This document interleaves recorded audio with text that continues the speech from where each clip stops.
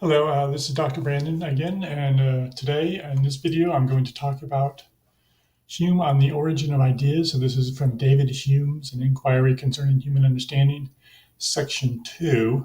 This is the first of the slide presentations on David Hume. And what he's talking about is the origin of ideas, kind of where ideas come from. And we already want to contrast this with Descartes a little bit. Descartes' kind of saying that some of your ideas are already in your mind and you just have to look within and you'll find them there. And they've been there always in a way. Hume's going to have a different view. So let's start with the senses. And what he wants to do is he really wants to argue that the senses are the source of your ideas. And here he's making a distinction between sense perception and memory and imagination. Let me read this quote. Everyone will freely admit that the perceptions of the mind when a man feels the pain of excessive heat or the pleasure of moderate warmth are considerably unlike what he feels when he later remembers the sensation or earlier looks forward to it in his imagination. Memory and imagination may mimic or copy the perceptions of the senses, but they can't create a perception that has as much force and liveliness as the one they are copying.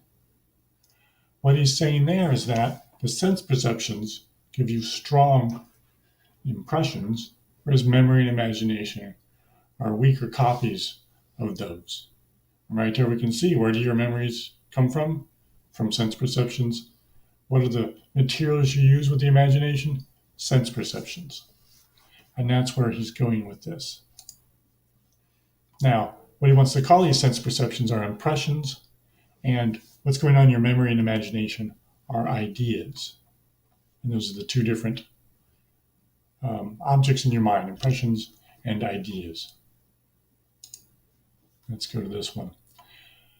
What does this mean for the limitations on human thought? So what can we imagine? What can we think about? And it seems at first that we can think about anything. That's not a logical contradiction, right?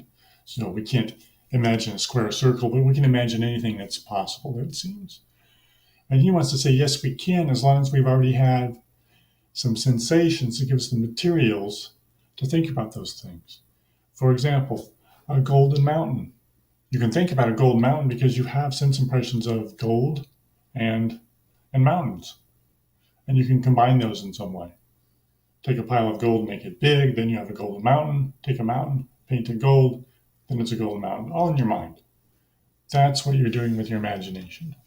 So you are limited, he thinks, by the sense impressions you've had, because those provide the material for the imagination.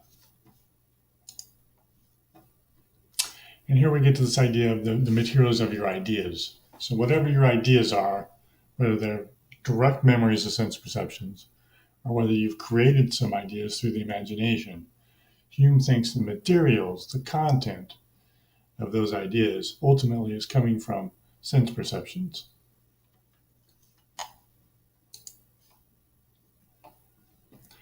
And we can see one of these arguments for this idea right here. Let me read this. If a man can't have some kind of sensation because there's something wrong with his eyes, ears, etc., he will never be found to have corresponding ideas. A blind man can't form a notion of colors, or a deaf man a notion of sound, if either is cured of his deafness or blindness.